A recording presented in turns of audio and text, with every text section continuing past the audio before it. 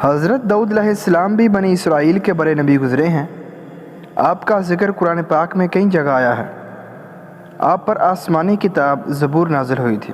حضرت موسیٰ علیہ السلام کے انتقال کے کافی عرصہ بعد بنی اسرائیل کے سرداروں نے اس وقت کے نبی سے کہا کہ ہم کو ایک بادشاہ کی ضرورت ہے جس کی سرداری میں ہم اللہ کے دشمنوں سے جنگ کریں۔ اللہ کے نبی ان کی حالت کو خوب جانتے۔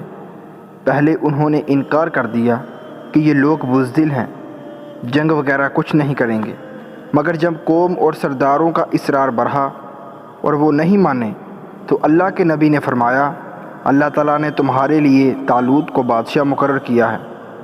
طالوت ایک غریب آدمی تھے۔ سردار امیر لوگ طالوت کا نام سنتے ہی ناراض ہو گئے کہ سرداری اور بادشاہیت تو ہمارا حق تھا، یہ غریب آدمی کو کیسے مل گیا؟ حضرت طالوت بڑے عالم، عابد، جنگ کے ماہر اور بڑے بہادر طاقتور آدمی تھے، اس لیے اللہ نے ان کو بادشاہ مقرر کیا تھا۔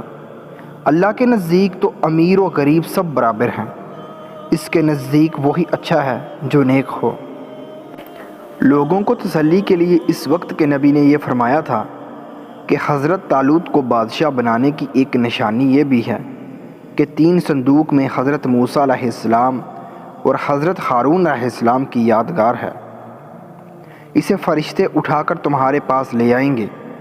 چنانچہ فرشتے وہ صندوق ان کی قوم کے پاس لے آئے۔ آخر انہوں نے حضرت طالوت کو اپنا بادشاہ بنا لیا۔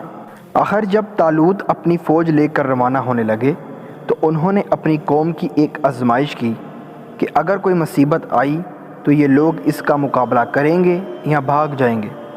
انہوں نے کہا کہ آگے چل کر پانی کی ایک نہر آئے گی، جس نے اس کا پانی پی لیا اس کو مجھ سے کوئی تعلق نہ ہوگا۔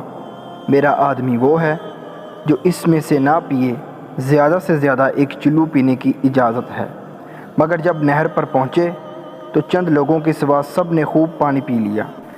جب نہر کے پار اتر گئے تو کہنے لگے، ہم اپنے دشمن جالوت سے لڑنے کی طاقت نہیں رکھتے۔ مگر ان میں وہ لوگ جو ایماندار تھے اور جنہوں نے صرف ایک گھونٹ پانی پیا تھا، وہ پکار اٹھے کہ اکثر ایسا ہوتا ہے کہ اللہ کے حکم سے تھوڑی سی جماعت بڑی جماعت پر غالب آ جاتی ہے۔ اللہ ہمیشہ صبر کرنے والوں کا ساتھ دیتا ہے۔ جب یہ لوگ جالوت کے لشکر کے سامنے آئے تو دعا کی کہ اے ہمارے رب، ہمیں اپنے پاس سے صبر عطا کر کہ مر مٹیں، مگر دشمن سے ڈر کے پیچھے نہ ہٹیں۔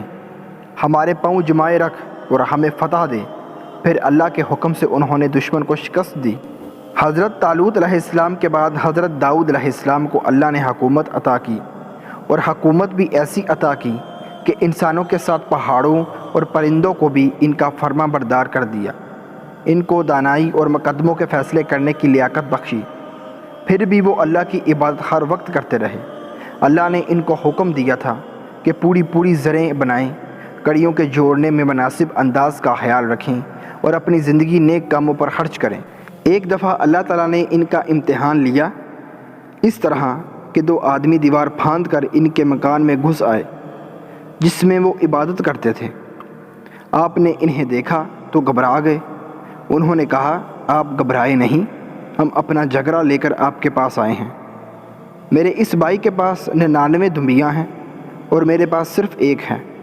اب یہ ایک دمبی کو بھی لینا چاہتا ہے۔ آپ انصاف کے ساتھ فیصلہ کریں۔